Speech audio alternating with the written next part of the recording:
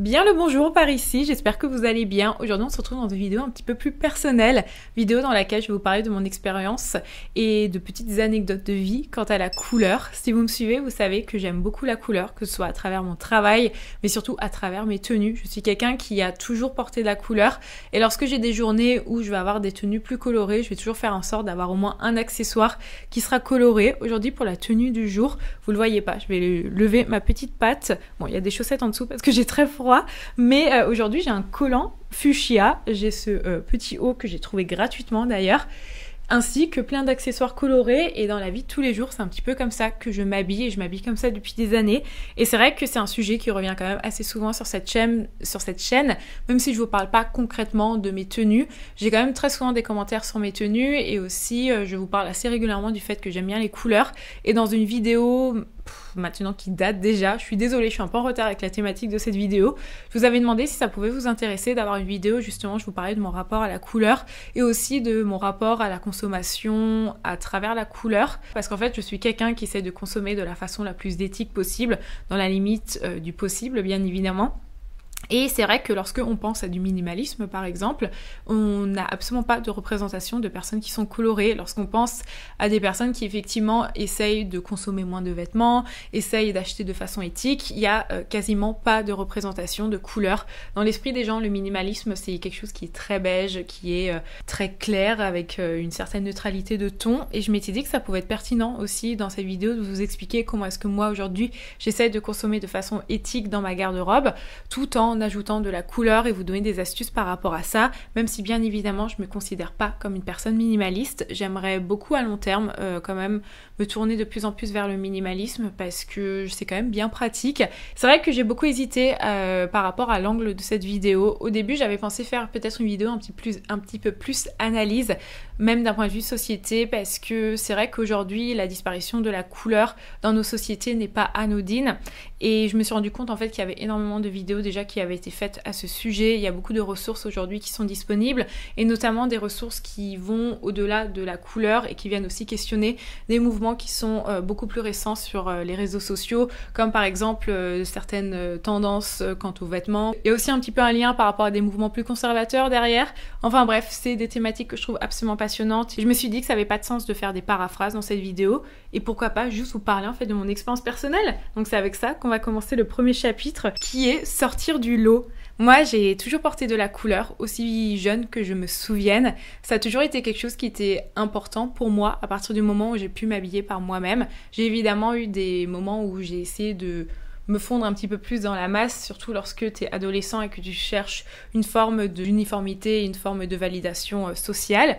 Mais dans l'ensemble, j'ai toujours été une personne qui a porté de la couleur. C'est vrai qu'aujourd'hui, alors je veux pas non plus faire une globalité, il faut aussi un petit peu replacer le contexte. Moi, je suis une personne qui a vécu dans des sociétés occidentales. J'ai passé, je dirais, les 3/4 de ma vie, voire même plus, les 80% de ma vie en France. Aujourd'hui, je vis en Allemagne depuis 3 ans, donc ça reste quand même des sociétés occidentales. Mais en tout cas, de mon expérience que j'ai pu faire de l'Europe, on est quand même dans des sociétés où la couleur tend progressivement à disparaître. Lorsque vous promenez dans la rue, à part peut-être dans certaines saisons comme l'été, potentiellement le printemps, c'est vrai que dans la réalité, dans la rue, les gens sont très peu colorés, il y a vraiment très peu de couleurs. On est quand même dans des teintes qui sont neutres, on est dans des teintes qui sont foncées, et c'est vrai que moi j'ai toujours essayé d'apporter un petit peu de couleur à travers mes tenues. J'ai un petit peu la sensation que mes tenues sont une continuité de ma personnalité. Je suis une personne créative, et donc je pense qu'il y a un petit peu une logique pour moi de continuer à poursuivre ça à travers mes vêtements. Et en tout cas dans mon prisme, dans mon éducation personnelle, la couleur est associée à ça. Dans mon éducation, la couleur est associée à la joie, et donc j'exprime un petit peu mes idées à travers mes vêtements aussi, en voulant être colorée. Et au-delà du fait d'avoir une démarche qui est peut-être très personnelle, il y a aussi une démarche qui est limite militante de ma part. Je trouve qu'aujourd'hui on est vraiment dans une société où on tend à ce que tout le monde se ressemble, on tend à ce que tout le monde rentre dans le moule, à ce que tout le monde soit habillé dans les mêmes teintes. Et c'est vrai que lorsque je sors, moi j'aime bien être colorée, j'aime bien sortir du lot, non pas pour satisfaire des questions d'ego, mais vraiment pour dire aux gens, bah regardez, il y a de la couleur, il y a quelque chose qui sort du lot et non, on n'est pas obligé de tous être habillés en noir, d'autant plus dans la ville dans laquelle je vis. Ça fait maintenant 3 ans et demi que j'habite à Berlin et c'est vrai que c'est une ville dans laquelle c'est compliqué de voir des gens qui sont habillés en couleur. Alors une fois de plus, je suis pas non plus à l'extrême dans mes looks, je n'ai pas non plus des couleurs toutes les journées, mais c'est juste que pour vous dire que dans la globalité, je vais toujours faire de mon mieux pour avoir ce reste une pièce colorée parce que dans mon prisme, la couleur s'associe à la joie.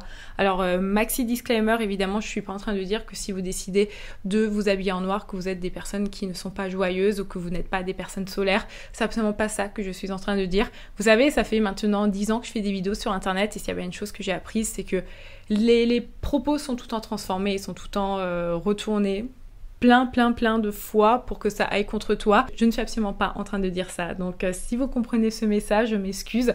Vraiment, vous pouvez vous habiller en noir. De toute façon, moi je dis, le plus important dans la vie, c'est d'être heureux. Moi, je pense que je ne serais pas heureuse si toutes mes tenues étaient noires. Mais si vous êtes très heureux à travers vos tenues qui sont noires, bah, c'est le plus important. Et moi, je vous explique juste pourquoi est-ce que moi, dans mon prisme, je suis heureuse à travers la couleur. Pour revenir un petit peu à l'endroit où est-ce que je vis, c'est vrai qu'à Berlin, dans la globalité, les gens sont quand même relativement habillés en noir. Après, évidemment, ça dépend de tout le monde, ça dépend de la catégorie de la population, du quartier, et voilà, je vais pas non plus faire une globalité, mais lorsque tu sors, surtout dans des périodes comme à l'heure actuelle, les gens sont quand même relativement habillés en noir, et j'ai déjà remarqué que toutes les fois où moi je suis habillée en couleur, j'ai quand même beaucoup de regards sur moi, et les gens me font des sourires, sachez-le. C'est vrai que très souvent, les gens disent que les Allemands sont très froids et sont très antipathiques, mais moi, dans la globalité, après, comme tout le monde, j'ai envie de dire, il y a des cons partout, hein, mais moi, dans la globalité, j'ai toujours des bonnes expériences, et surtout quand je suis habillée en couleur, les gens vraiment à chaque fois me font des maxi sourires, donc je me dis c'est trop chouette. Je me dis si les gens me regardent et font un sourire, c'est que bah il y a quand même quelque chose en vrai dans l'imaginaire collectif, on associe quand même la couleur à quelque chose qui est relativement joyeux. Et pour vous raconter un petit peu des anecdotes à ce sujet, comme vous le savez, moi j'écoute de la musique électronique depuis très longtemps et forcément en habitant à Berlin, eh bien je vais aussi dans des clubs techno. Sauf que c'est vrai que la techno et la couleur, surtout là dans nos années actuelles, c'est pas forcément la meilleure des combinaisons. Une fois de plus, je veux pas faire une généralité. Bien évidemment qu'il y a des gens qui s'habillent avec des couleurs et qui rentrent au Berghain. Bien évidemment qu'il y a des clubs où ils acceptent que la couleur. C'est vrai que dans l'idée, lorsque tu regardes les gens qui font la queue pour aller à un club, les gens sont quand même relativement habillés en noir. Et moi, au tout début, quand je suis arrivée dans cette ville, c'est vrai que je ne savais pas du tout comment m'habiller. Et il y avait quelque chose que j'aimais vraiment pas par rapport à ça, parce que j'avais vraiment l'impression qu'en fait, chaque week-end, quand je sortais, j'étais obligée de cacher ma personnalité pour que je puisse être acceptée dans ce type de lieu. Je trouve qu'il y a un truc qui est vraiment assez intéressant. Alors une fois plus, c'est mon expérience personnelle. Et en ce moment, je prends vraiment des pincettes de ouf parce que j'ai l'impression qu'on m'attrape par le callback pour n'importe quel truc que je dis et vraiment, je trouve ça tellement dommage. J'ai l'impression que je peux même plus avoir ma liberté d'expression sur ces réseaux sociaux sans que chaque chose que je dise soit transformée. Une fois de plus, je dis pas que c'est tout le monde, je dis juste que c'est l'expérience que j'en ai fait. Mais bref, c'est vrai que par exemple, quand je sors en club techno, je trouve ça toujours assez intéressant de voir comment les gens sont tous habillés en noir et sont tous face au DJ dans leur monde, comparé à peut-être d'autres scènes où il y a plus de couleurs. Et je pense que inconsciemment, ça a aussi beaucoup fait évoluer mon choix de musique et mes goûts musicaux. Moi, quand je suis arrivée à Berlin, comme tout le monde, j'ai eu ma phase techno, j'allais dans des clubs où tout le monde était en mode autoroute en face du DJ. Et progressivement, je suis allée vers des mouvements qui s'approchent plus de tout ce qui est la trance. Évidemment, il y a une énorme mode autour de ça, et moi aussi, j'ai foncé la tête en première dedans. Mais c'est aussi des mouvements où il y a beaucoup plus de couleurs. J'avais vu ce reportage sur Arte, je vous en avais d'ailleurs déjà parlé, où une des choses qui est assez représentative, c'est par exemple un collectif dont j'aime beaucoup plein d'artistes et dont j'aime beaucoup les soirées qu'ils font à Berlin, c'est le collectif Sax and Trance. Et quand tu regardes les personnes interviewées, tu vois très clairement que c'est des personnes qui sont habillées de 1000 couleurs.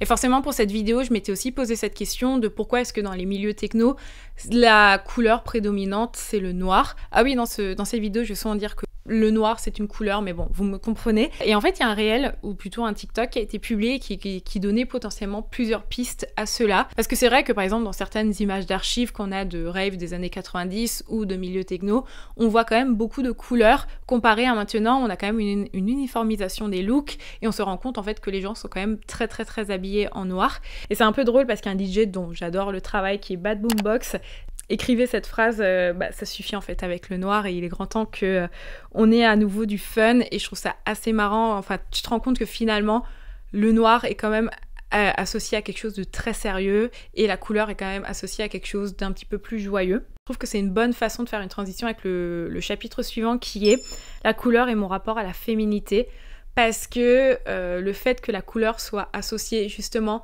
à quelque chose d'un petit peu frivole, à du non-sérieux, à une sorte d'infantilisation, et ben ça m'a beaucoup questionné aussi dans mon rapport à la féminité. C'est vrai que de nos jours, la neutralité visuelle est quand même valorisée dans nos sociétés. Alors je te parle vraiment au niveau du look, et ça l'est d'autant plus en tant que femme. Par exemple, si tu vas mettre une femme qui va avoir un tailleur de couleur dans une entreprise, elle va être moins prise au sérieux qu'une femme qui va être habillée en noir. Et moi, c'est quelque chose qui a beaucoup influencé aussi ma construction en tant que femme. Je vous avais déjà mentionné ça quelques fois. Moi, j'ai eu beaucoup de difficultés pour mille et une raisons à aimer mon corps, tout simplement parce que c'est pas simple d'être une femme dans cette société. Et donc, lorsque j'ai eu des périodes où je voulais vraiment me sentir femme, où je voulais vraiment me reconnecter à une forme de confiance en moi, c'était des périodes où je portais des vêtements qui étaient très proches du corps et qui étaient des vêtements qui étaient quand même relativement foncés. C'est marrant, c'est justement lorsque j'ai déconstruit tout ce rapport à la féminité qu'aujourd'hui je me sens vraiment à l'aise de porter des vêtements qui sont pas des vêtements qu'on va qualifier de sérieux ou des vêtements pour les femmes, avec beaucoup de guillemets. D'ailleurs ça c'est une réflexion aussi que j'ai poussée un petit peu plus loin cet été en me disant que j'avais vraiment envie de déconstruire mon rapport à la féminité, notamment via l'épilation, en me disant que je souhaitais plus m'épiler sous les bras, et je me suis rendu compte que je suis pas encore à l'aise par rapport à ça et que finalement mon travail de déconstruction n'a pas encore été fait complètement. Et cet été j'ai pris un petit TER entre Pau et Bordeaux et j'étais pas épilée sous les bras, et je retire mon pull en fait dans ce TER, et lorsque j'ai vu le regard des gens sur mes poils, c'est là que je me suis rendu compte en fait que des fois rentrer dans une neutralité c'est s'éviter des regards. Et ça fait du bien des fois pour sa charge mentale. Et c'est là en fait que je comprends aussi que t'as plein de gens qui se rasent tout simplement parce que ça t'évite d'avoir des regards sur ton corps. Et je pense que la couleur c'est exactement pareil.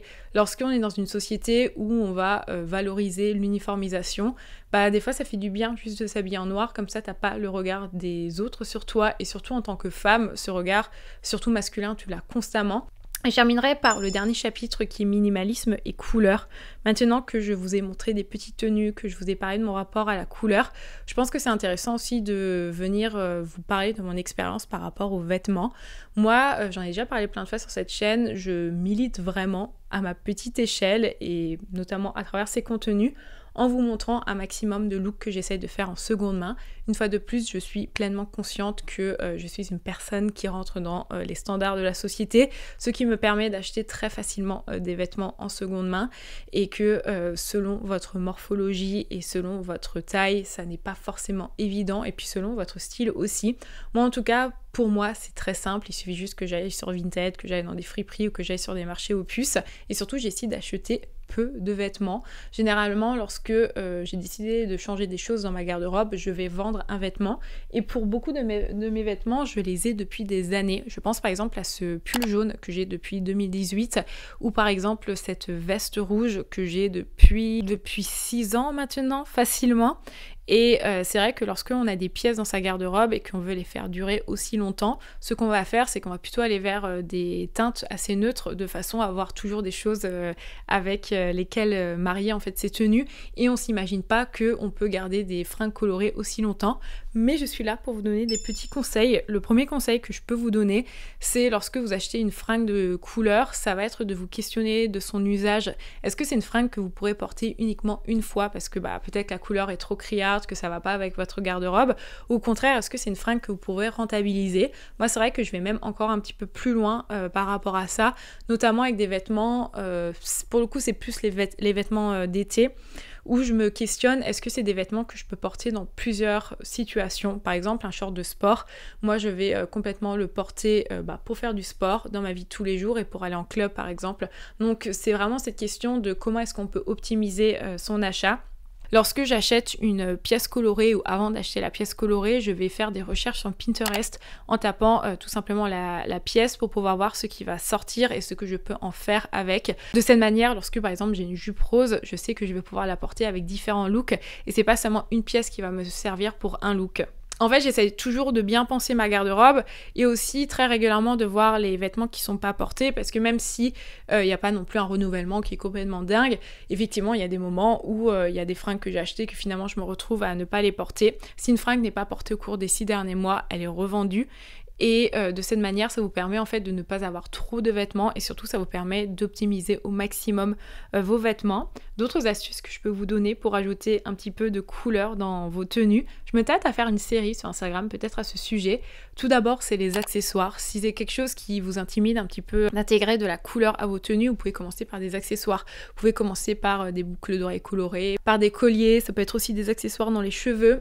En hiver, vous pouvez par exemple dans une tenue, si vous avez une tenue toute noire, juste mettre des gants colorés. Ça peut être vraiment très joli. Ça peut être juste un sac à main coloré. Ça peut être aussi une paire de chaussures colorées. Moi par exemple, mes baskets, c'est que des baskets colorées.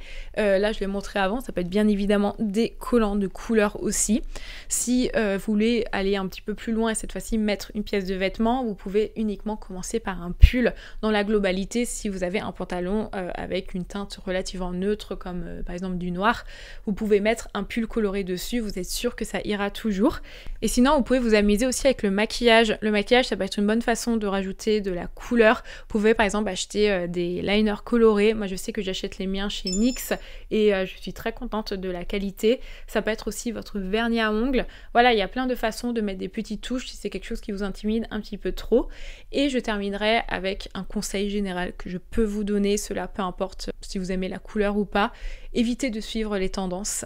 Je sais qu'on est tous influencés par les tendances. Moi aussi, j'ai des achats que j'ai fait via les tendances, 100%. Mais en fait, essayez de ne pas craquer pour tout ce qui va être les micro-trends, par exemple sur TikTok, ce genre de choses. C'est des vêtements que tu vas acheter une saison et que tu ne pourras pas pérenniser en fait sur le long terme.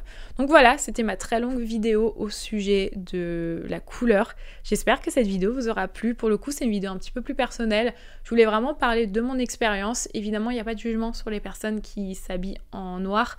Et au contraire, ça peut être intéressant aussi d'avoir votre point de vue de qu'est-ce que vous aimez bien justement dans le fait de vous habiller dans des teintes qui sont un petit peu plus neutres. Et aussi, est-ce que vous habillez en couleur? Est-ce que vous aimeriez intégrer plus de couleur dans vos vêtements? Est-ce que pour vous aussi, mettre de la couleur, c'est une sorte d'acte militant en disant s'il vous plaît, mettons de la joie un petit peu partout. Je serai très curieuse de vous lire. En attendant, je vous souhaite une excellente journée et je vous dis à très bientôt.